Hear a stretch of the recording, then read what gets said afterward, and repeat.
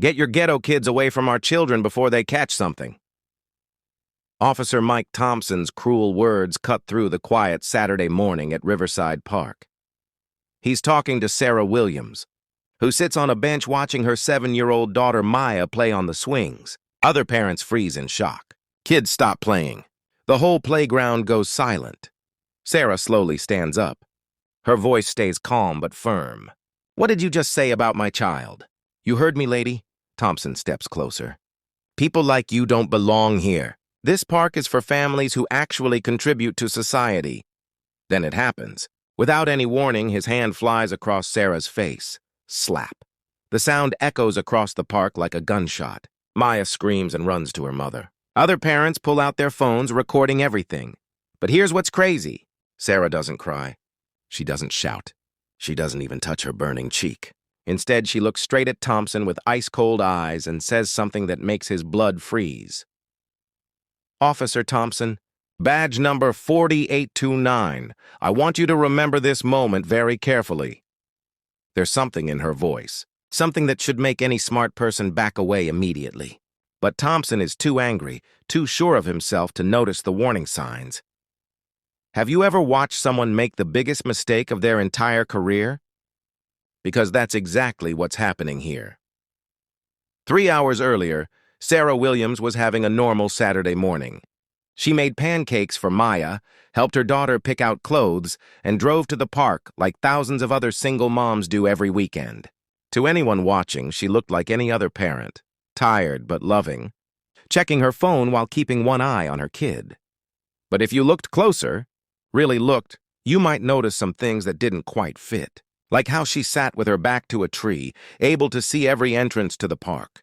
How she checked her phone not for social media, but for messages marked court security and federal marshal service.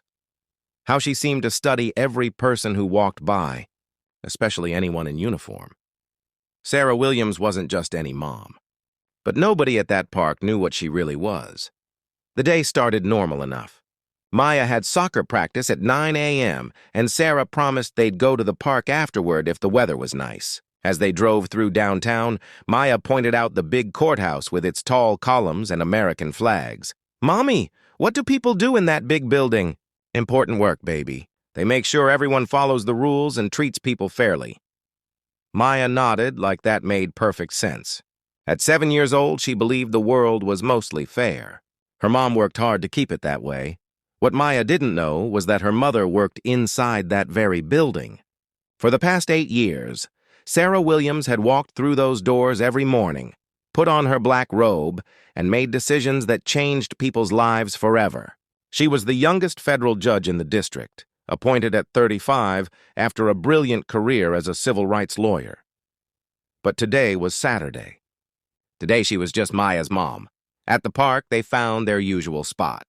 Maya ran straight for the swings while Sarah sat on the bench, watching other families enjoy the beautiful morning. The Hendersons were there with their twin boys. Mrs. Garcia was pushing her grandson on the seesaw. Everything felt peaceful and normal. Then the police car pulled up. Officer Mike Thompson and his partner stepped out. Thompson was the kind of cop who made people nervous even when they'd done nothing wrong. Big, aggressive, always looking for trouble. His partner, Officer Lisa Chen, seemed uncomfortable, staying a step behind like she didn't want to be there. Sarah watched them approach, her legal mind automatically cataloging details. Thompson's body language was aggressive, chest puffed out, hand resting on his belt. Chen kept checking her radio like she was hoping for a call that would take them somewhere else. They walked straight toward Sarah's bench. "Morning, officers," Sarah said politely. "Beautiful day, isn't it?" Thompson didn't return the greeting. Instead, he looked her up and down like she was something disgusting he'd stepped in. "We got complaints about loitering," he said. "People causing trouble, making other families uncomfortable." Sarah glanced around the nearly empty park. "I'm sorry, but I don't see any trouble. Just parents watching their children play." "Don't get smart with me," Thompson snapped. "I decide what's trouble and what isn't." That's when Sarah knew this wasn't about loitering. This wasn't about complaints. This was about something much uglier. "Officer, I'm just sitting here with my daughter. We're not bothering anyone." "Your daughter?" Thompson's voice dripped with disgust. That little girl running around unsupervised while you sit here on your phone? That's what you call parenting. Maya wasn't unsupervised. She was 10 feet away on the swings, in plain sight of her mother. But Sarah realized that facts didn't matter to Thompson. His mind was already made up about who she was and why she didn't belong there. Sir, my daughter is right there where I can see her. We're not breaking any laws. Laws? Thompson laughed, but there was no humor in it. Lady, I am the law in this park, and I'm telling you that decent families don't want to be around your kind. The words hit Sarah like a physical blow. Not because they hurt her feelings. She'd heard worse in her years as a civil rights lawyer. But because she realized what was really happening here. This wasn't just rudeness or having a bad day. This was something systematic. Something that probably happened to other families who looked like hers. Other parents were starting to notice the confrontation. Mrs. Garcia pulled out her phone. Mr. Henderson moved closer, ready to step in if needed. Even the teenagers playing basketball stopped to watch. Officer Thompson, Sarah said, reading his name tag carefully. I need you to explain exactly what law you think we're breaking. The use of his name seemed to anger him even more. Don't you dare try to intimidate me by reading my badge. I know who you people are. Welfare queens who think you can lawyer your way out of everything. Sarah felt something cold settle in her stomach. Welfare queen, the racist phrase that reduced black women to a stereotype, no matter what they actually did for a living. She'd heard it in court from defendants trying to dismiss black prosecutors. She'd seen it used to justify discrimination in housing cases. And now it was being used against her while her daughter played 10 feet away. Sir, I think there's been a misunderstanding. No misunderstanding. Thompson cut her off. The misunderstanding is you thinking you belong in a nice park with good families. So here's what's going to happen. You're going to pack up your little welfare baby and find somewhere else to be. That's when Maya looked over, sensing the tension. Mommy, is everything okay? Sarah's protective instincts kicked into overdrive. Whatever this officer wanted to do to her, her daughter didn't need to see it or hear it. Everything's fine, baby. Keep swinging. But Thompson wasn't done. Oh, it talks? He said, looking at Maya with disgust. Better teach it some manners before it ends up like every other ghetto kid, in jail or dead. The words were so cruel, so specifically designed to wound, that other parents actually gasped. Mrs. Garcia started recording with her phone. Mr. Henderson stepped forward. Hey now! That's completely out of line, Henderson said. She's just a little girl. Stay out of this, Thompson warned him, unless you want problems too. Sarah stood up slowly. Every instinct she'd developed as a lawyer, as a judge, as someone who'd spent years fighting for justice, told her to stay calm. Document everything. Let him keep talking. Let him show everyone exactly who he really was. Officer Thompson, I'm going to ask you one more time to explain what law you think we're violating. The law that says people like you need to know their place, he snarled.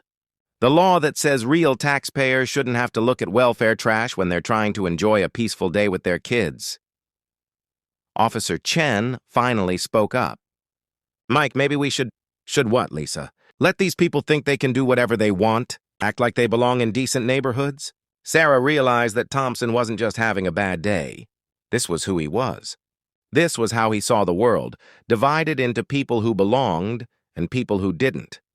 And he'd decided that she and Maya fell into the second category.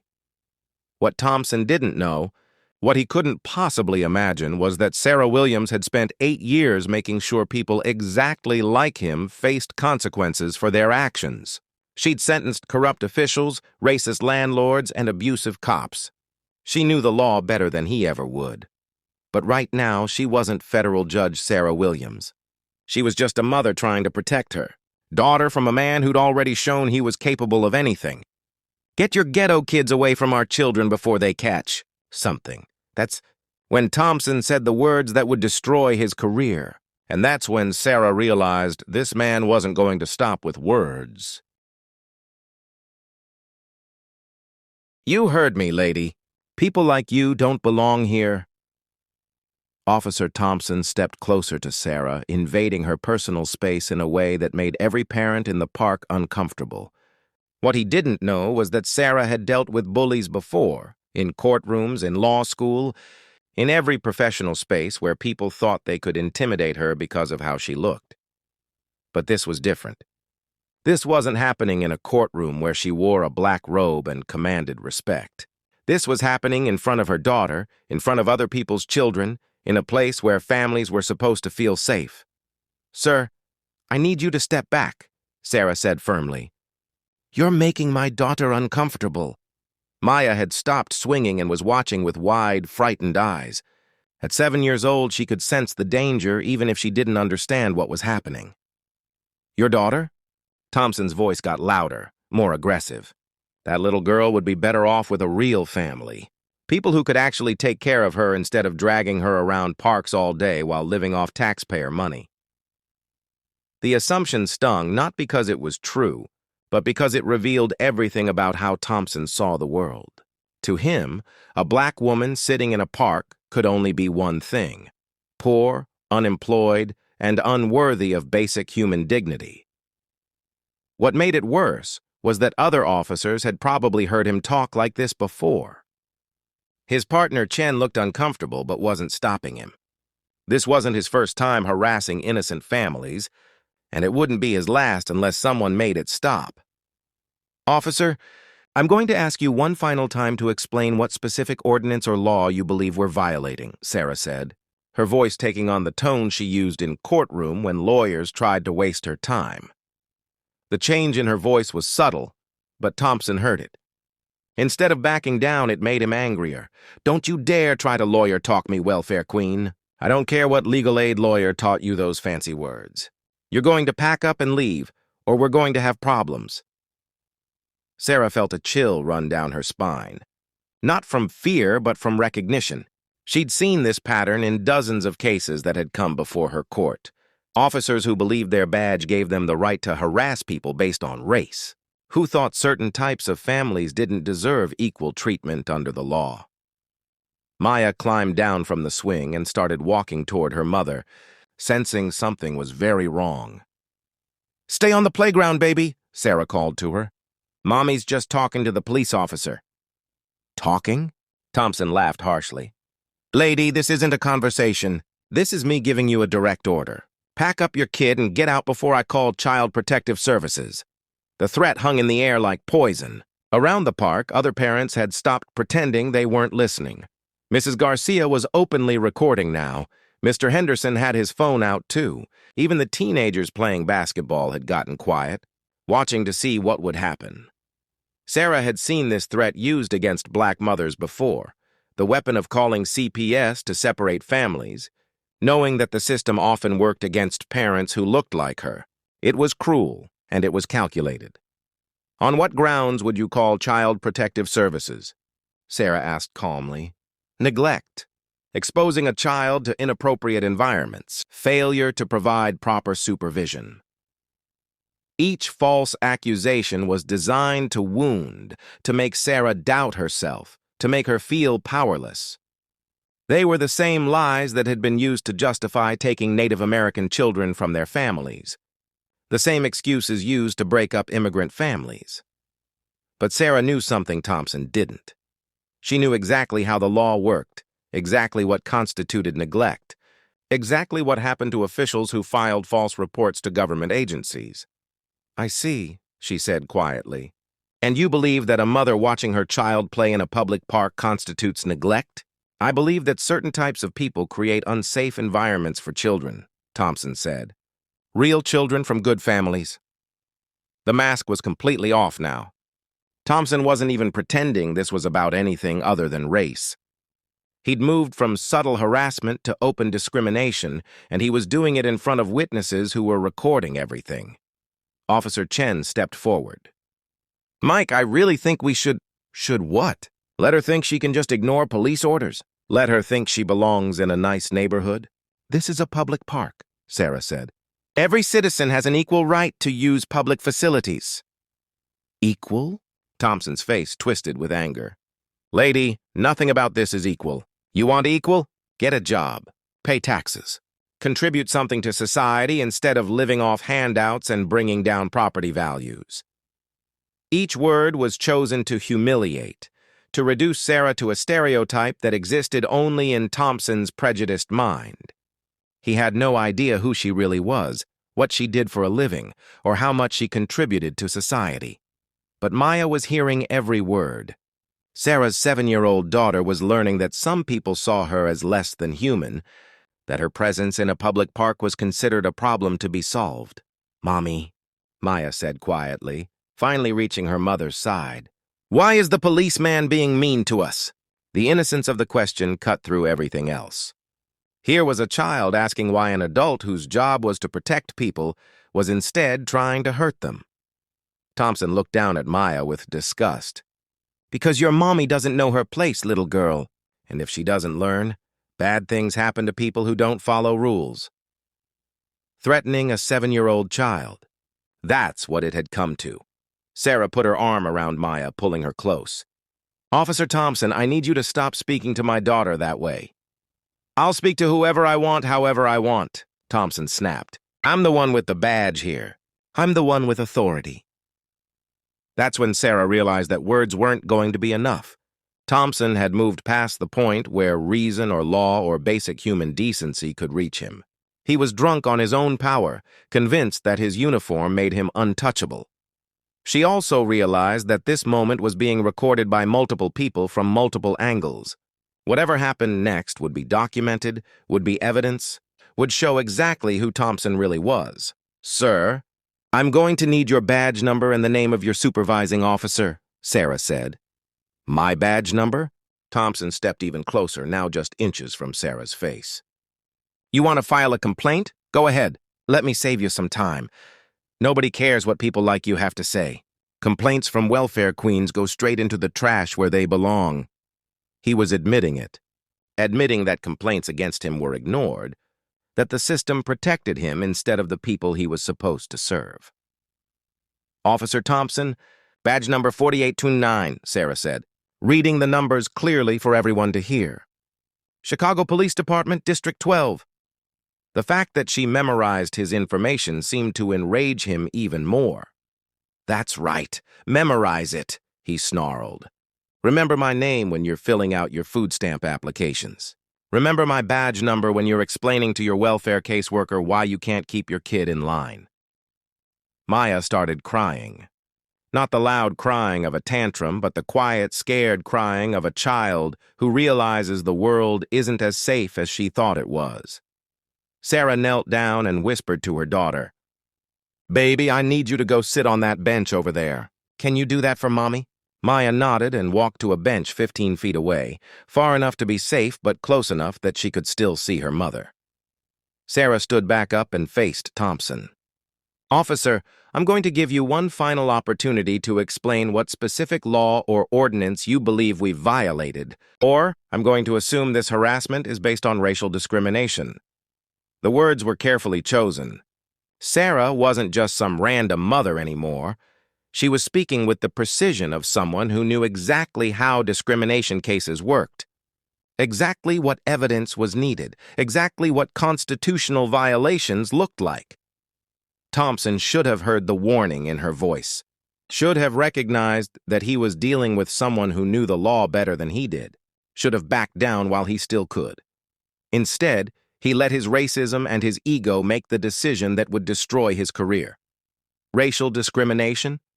He laughed. "Lady, this isn't about race. This is about class. This is about people who contribute to society versus people who just take. And you're a taker. I see.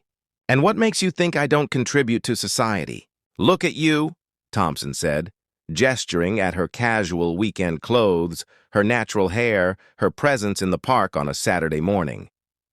"Look where you are, what time of day it is. Real people with real jobs don't have time to sit in parks all day." The logic was so twisted, so rooted in prejudice, that it would have been funny if it weren't so dangerous. In Thompson's mind, black women in public spaces during daytime hours could only be unemployed. The possibility that she might have weekends off from a demanding job never occurred to him. "Officer Thompson," Sarah said quietly, "I want to make sure I understand your position. You believe that black mothers don't have the right to bring their children to public parks because of assumptions you're making about our employment status and social class? She was building a legal record now, getting him to state his discriminatory beliefs clearly and publicly, making sure the recordings captured everything that would be needed for the civil rights lawsuit that was becoming inevitable.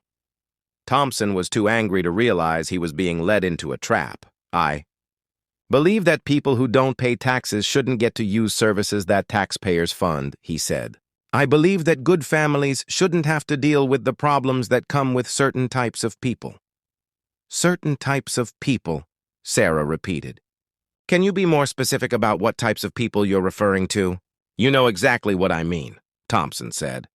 But Sarah needed him to say it clearly, needed him to remove any doubt about his motivations, needed the recording to capture the full extent of his prejudice. Actually, I don't know what you mean, officer. Could you explain exactly which types of people you believe shouldn't have access to public parks? Thompson's face was red with anger now. He was breathing hard, his hands clenched into fists, every muscle in his body radiating aggression. People like you, he spat. Welfare queens who think they're entitled to everything without earning it. Ghetto mothers who raise criminal kids and then wonder why society doesn't want them around. There it was, the full, ugly truth of how Thompson saw black families. The recording devices captured every word, every tone, every moment of hatred that would soon cost him everything. But he wasn't done yet. Get your ghetto spawn away from civilized children before they spread their diseases, Thompson snarled. And that's when Sarah knew that words weren't going to be enough anymore. Thompson had crossed every line, violated every principle of human decency, and shown that he was capable of anything. She had no way of knowing that in 30 seconds, he would prove her right in the most violent way possible, came out of nowhere. The park went absolutely silent. Even the children stopped making noise. Thompson stared at the ID like it might bite him. His mouth opened and closed, but no words came out. Officer Chen whispered, "Oh my God, Mike. Oh my God." Sarah continued, her voice now carrying the full authority of her office. "Officer Thompson, you are under arrest for assault and battery under color of law, violation of civil rights under Federal Statute 18 U.S.C. 242, and filing a false police report. You have the right to remain silent, though you've already said quite enough." "Wait," Thompson stammered. "You can't arrest me. You don't have—" "Officer Thompson," Sarah's voice cut through his protests like a blade. "I am a federal judge. I have jurisdiction over civil rights violations committed by state and local officials. What you've done today, assaulting a citizen while making explicitly racist statements in your official capacity, is a federal crime." The reality was beginning to sink in for Thompson. This wasn't some random woman he could bully and intimidate. This was a federal judge who had spent years learning exactly how to prosecute cases like this one. "I didn't know," Thompson said desperately. "If I had known who you were, if you had known who I was, what?" Sarah interrupted. "You wouldn't have assaulted me? Officer Thompson, the problem isn't that you assaulted a federal judge. The problem is that you assaulted anyone at all." She gestured to the other families in the park. "Every person here deserves the same constitutional protection I do. Every child here has the same right to use public facilities that my daughter does. The badge doesn't give you the authority to decide who gets civil rights and who doesn't." Mrs. Garcia stepped forward, still recording. "Judge Williams, we all saw what happened. We all heard what he said. That man should not be allowed to wear a police uniform." Other parents nodded in agreement. Mr. Henderson called out, "Judge, my kids go to school with families this officer has harassed. This isn't the first time." "And it won't be the last time," Sarah said, "unless there are real consequences for this behavior." She turned back to Thompson, who looked like he might faint. "Officer Thompson, you're going to discover something very interesting about federal civil rights cases. Unlike the local complaints that you bragged about throwing in the trash, federal cases don't disappear. They don't get buried in paperwork or forgotten by supervisors who want to avoid bad publicity. Officer Chen was crying now, realizing that her career was probably over too. "Judge Williams, I tried to stop him. I told him we should leave." "Officer Chen," Sarah said gently, "you'll have an opportunity to explain your role in this incident to federal investigators. Right now, I need both of you to remain exactly where you are while I call the FBI." Sarah pulled out her phone and dialed a number from memory. "This is Federal Judge Sarah Williams. I need to report a civil rights violation committed by Chicago police officers. Yes, I was the victim. Yes, there are multiple witnesses and video evidence. I need federal agents at Riverside Park immediately." As she spoke, Thompson finally seemed to understand the magnitude of what he'd done. This wasn't going to be handled by his supervisor with a slap on the wrist. This wasn't going to disappear into the bureaucratic machinery that had protected him before. This was going to federal court, where Sarah Williams would have colleagues who knew her reputation, respected her judgment, and took civil rights violations very seriously. "Judge Williams," Thompson said quietly, "I made a mistake. If we could just handle this quietly, maybe work something out." Sarah looked at him with something that wasn't quite pity. "Officer Thompson, you didn't make a mistake. You made a series of deliberate choices based on your racist beliefs about who deserves equal treatment under the law. The only mistake you made was doing it in front of someone who has the knowledge and authority to make sure you face consequences." In the distance, sirens were already wailing. The FBI took assaults on federal judges very seriously, even when those judges were off duty at parks with their children. "Mommy," Maya said quietly, "are you really a judge?" Sarah knelt down and hugged her daughter. "Yes, baby. Mommy's job is to make sure everyone gets treated fairly under the law. Even bad policemen, especially bad policemen." As the FBI cars pulled into the park, as agents in dark suits approached the scene, as Thompson's world collapsed around him, one thing became crystal clear. He had picked the wrong woman on the wrong day, and now he was about to learn exactly what happens when someone violates the civil rights of a federal judge who has spent her career making sure people like him face justice. 6 months later, the federal courthouse buzzed with reporters and cameras as Officer Derek Thompson walked up the steps for his sentencing hearing. Gone was the swagger, the uniform, the authority that had made families scatter when they saw him coming. Now he wore an ill-fitting suit and the hollow expression of a man whose world had completely collapsed. Inside courtroom 4A, Federal Judge Patricia Morrison, Sarah's colleague and friend, reviewed the plea agreement with cold precision. Sarah sat in the gallery, no longer a victim, but a witness to the justice system working exactly as it should. "Mr. Thompson," Judge Morrison said, "you understand that by pleading guilty to violation of civil rights under color of law, you are admitting to willfully depriving Judge Williams of her constitutional rights while acting as a police officer." "Yes, Your Honor," Thompson mumbled. "And you understand that this plea includes your complete cooperation with the ongoing federal investigation into systemic civil rights violations within the Chicago Police Department."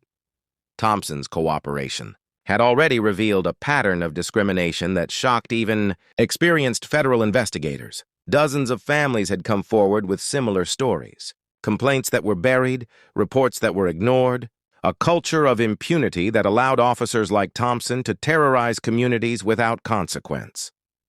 "Mr. Thompson," Judge Morrison continued, "the court sentences you to 18 months in federal prison, 3 years of supervised release, and permanent disqualification from law enforcement, employment." But the individual sentence was just the beginning. The FBI's investigation had uncovered evidence of systematic civil rights violations throughout. District 12 supervisors who ignored complaints, commanders who covered up abuse, a deliberate pattern of targeting Black and Latino families in public spaces. Assistant U.S. Attorney Jennifer Walsh addressed the court. "Your Honor, this case represents more than one officer's criminal conduct. The evidence shows institutional failure to protect civil rights, requiring comprehensive reform under federal oversight. The reforms were unprecedented. The entire Chicago Police Department was now under federal monitoring. Every officer had to complete 40 hours of civil rights training. Body cameras became mandatory for all civilian interactions. Community oversight boards were established with real power to investigate complaints.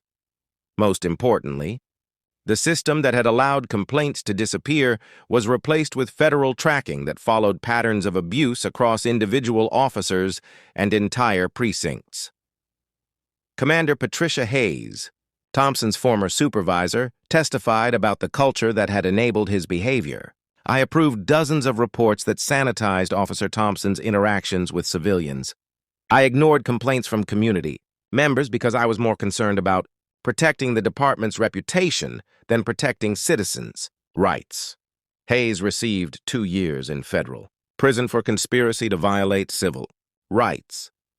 Officer Lisa Chen, Thompson's partner, received probation in exchange for her testimony about the code of silence that prevented good officers from reporting bad ones. I knew what Thompson was doing was wrong, she told the court, but I was afraid that speaking up would end my career. I chose my job over my duty to protect and serve. The civil lawsuit filed on behalf of the 17 families who had been harassed by Thompson was settled for $8.2 million. More importantly, it established a federal monitoring system that would prevent future officers from terrorizing communities with impunity. Mrs. Garcia, who had recorded the assault, spoke at the sentencing hearing. Judge Williams showed us that we don't have to accept abuse from people in uniform. She showed us that our voices matter, that our rights are real, that the system can work when we demand justice. The changes extended far beyond Chicago. Sarah's case became a model for civil rights enforcement nationwide. Police departments across the country implemented new training programs. Federal prosecutors began taking discrimination complaints more seriously. Communities learned that they didn't have to suffer in silence. But perhaps the most important change was personal. Maya, now 8 years old, no longer feared police officers. She understood that most cops were good people doing difficult jobs. But she also understood that when authority figures abused their power, there were systems in place to stop them.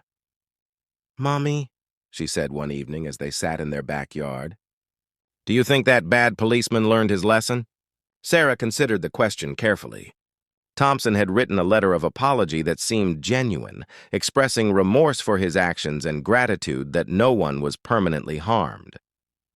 But Sarah knew that real change required more than individual redemption. "I think he learned that actions have consequences," Sarah replied.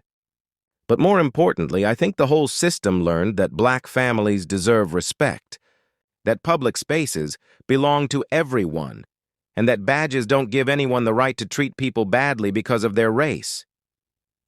The park where everything happened had been transformed too. The city installed new playground equipment and designated it as a civil rights memorial park.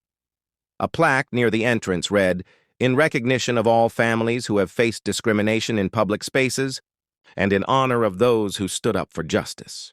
On weekends, the park was filled with families of every background. Children played together without fear. Parents chatted on benches without worry. The transformation was complete. Sarah often brought Maya there on Saturday mornings, not just because her daughter loved the new equipment, but because it reminded them both that change was possible when people stood up for what was right. "Judge Williams," Mrs. Garcia called out one morning as they arrived at the park. "Maya, look how tall you've gotten." Maya ran over to hug Mrs. Garcia, who had become like a grandmother to her. The bonds formed that terrible day had grown into lasting friendships built on shared experience and mutual support. "Mrs. Garcia," Maya said excitedly, "Mommy says I can be a judge too when I grow up." "You can be anything you want, mija," Mrs. Garcia replied. "Your mama showed us all that standing up for what's right makes a difference." As Maya ran off to play, Mrs. Garcia turned to Sarah. "Judge, I got a call yesterday from a family in Milwaukee. They saw the news coverage about our case. They're dealing with similar problems with their police department." Sarah nodded. Similar cases were being filed across the country, inspired by what had happened at Riverside Park. The Department of Justice had established a new civil rights enforcement division specifically to handle police misconduct cases. "The system is working," Sarah said, watching children play without fear. "It's slow and it's not perfect, but it's working." Officer Jennifer Martinez, one of the new community police officers assigned to the park, approached them. She was young, well-trained, and committed to the kind of policing that actually served and protected everyone. "Good morning, Judge Williams, Mrs. Garcia," Officer Martinez said with genuine warmth. "Beautiful day for the park, isn't it?" The contrast with Thompson couldn't have been more stark. Officer Martinez knew every family in the neighborhood. She helped with homework at the community center, coached youth basketball, and treated every interaction as an opportunity to build trust rather than assert dominance. "Officer Martinez," Maya called out from the swings, "watch me go really high." "I'm watching," Martinez called back. "You're flying." This was what policing could look like when it was done right. When officers saw themselves as part of the community rather than separate from it. When they understood that their job was to protect everyone equally. Sarah's phone buzzed with a text from her clerk. "Judge, the Thompson Civil Rights Training video is ready for your approval. It's being sent to police academies nationwide." As part of his plea agreement, Thompson had agreed to participate in training videos that would be used to teach new officers about civil rights violations. His story would serve as a warning to future cops about the consequences of discrimination and abuse. The video included footage from that day at the park, Thompson's own words condemning his actions, and testimony from community members about the impact of police misconduct. It was being used in police academies, law schools, and civil rights training programs across the country. "Mommy," Maya said, running back to the bench, "do you think other kids feel safe at parks now, too?" Sarah hugged her daughter close. "I think they're safer than they were before. And when they're not safe, I think more people know how to help them." The ripple effects of that single moment continued to spread. Thompson's case had led to the prosecution of 12 other officers in Chicago alone. Similar investigations were launched in Detroit, Phoenix, and Atlanta. Federal oversight was expanded to cover 34 police departments nationwide. But the most important change was cultural. Communities that had suffered in silence for decades learned that their voices mattered. Parents who had accepted discrimination as inevitable discovered that they had rights worth fighting for. Mrs. Rodriguez, whose family had been harassed by Thompson months before Sarah's case, approached them with her grandson, Miguel. "Judge Williams," she said, "Miguel wants to thank you." The little boy, now 9 years old, looked up at Sarah with serious eyes. "Thank you for making it so kids like me can play at parks without getting in trouble." Sarah knelt down to Miguel's eye level. "You were never the problem, sweetheart. You always had the right to play here. Some grown-ups just forgot that for a while." As the morning progressed and more families arrived, Sarah reflected on how much had changed since that terrible day 6 months ago. The park was full of laughter, children of all backgrounds playing together, parents chatting without fear. Officer Thompson was serving his federal sentence. But more importantly, the system that had protected him was gone forever. Chicago PD now had real accountability. Other cities were implementing similar reforms. And families everywhere were learning that they didn't have to accept discrimination as normal. "Judge Williams," a voice called from across the park. Sarah turned to see Janet Kim, the federal prosecutor who had handled Thompson's case, walking over with her own daughter. "Janet! How's the new Civil Rights Division treating you?" "Busy," Janet smiled. "We've got 17 active cases based on your Thompson precedent. Police departments are finally taking civil rights training seriously when they see officers actually going to federal prison." Maya ran over, excited to see Ms. Kim again. "Are you still putting bad policemen in jail?" Janet laughed. "I'm helping make sure all police officers remember to treat everyone fairly just like your mom taught us." As the two women watched their daughters play together, Janet spoke more seriously. "Sarah, I wanted you to know, the Thompson training video has been viewed by over 50,000 officers nationwide. Police academies are making it mandatory viewing. His story is preventing other officers from making the same mistakes." Sarah nodded. That had been the goal all along, not just punishment, but prevention. making sure that what happened to her family would be the last time, not just another forgotten incident. Mrs. Williams. Mrs. Williams! A group of teenagers approached, led by Marcus, a young man Sarah recognized from the neighborhood. Hi, Marcus. How's school going? Good. Really good. I wanted to tell you, I'm applying to law school. I want to do civil rights work like you did. What happened here, watching you stand up to that officer, it showed me that the law can actually work for people like us. Sarah felt a warmth spread through her chest. This was the real victory. Not just Thompson's conviction, but young people like Marcus believing that justice was possible, that they could be part of making it happen. Marcus, that's wonderful. If you need any advice about law school applications, come by my chambers. I'd be happy to help.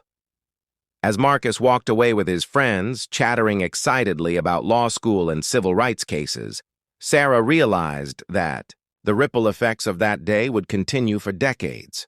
Children who had witnessed justice being served would grow up believing in the system. Young adults like Marcus would become lawyers and judges and advocates. Maya came running back, her face flushed with play and joy. Mommy, can we come back tomorrow? We can come back whenever you want, baby. This park belongs to all of us. As they packed up to leave, Mrs. Garcia approached one more time. Judge, I've been thinking. Maybe we should start a community group. Help other families know their rights, teach them what to do if something like this happens again. That's a perfect idea, Mrs. Garcia. Count me in. Walking to their car, Maya asked the question that showed how much she'd grown from that scary day. Mommy, do you think Officer Thompson is sorry for what he did? Sarah considered her answer carefully. I think he's learning to be sorry, baby. Sometimes people have to face consequences before they understand how much they've hurt others. The important thing is that we made sure he can never hurt another family the way he tried to hurt us. And other police officers learned too? Yes, sweetheart. They learned that every person deserves respect no matter what they look like or where they come from. They learned that the badge means protecting everyone, not scaring them. They drove home through the neighborhood that had become safer because of their courage to speak up. Sarah's phone rang. It was her clerk. Judge Williams, I have the Milwaukee family on the line. The one Mrs. Garcia mentioned. They want to know if you'd be willing to consult on their case. Sarah looked at Maya in the rearview mirror, then at the park growing, smaller behind them, then at the city spreading out ahead, a city where families could now walk without fear because one mother had refused to accept injustice. Tell them yes, Sarah said. Tell them we're just getting started. Have you ever wondered what would happen if you stood up to someone abusing their authority? Sarah's story shows us that sometimes the person being targeted has more power than the bully realizes. But more importantly, it shows us that justice is possible when ordinary people refuse to stay silent. What would you have done if you witnessed what happened in that park? Would you have recorded it, spoken up, called for help? Share your thoughts in the comments below. And if this story moved you, hit that like button and subscribe for more stories about justice, courage, and the power of standing up for what's right.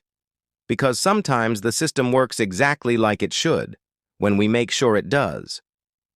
Remember, every person deserves dignity. Every child deserves safety. And every bully needs to learn that their authority has limits.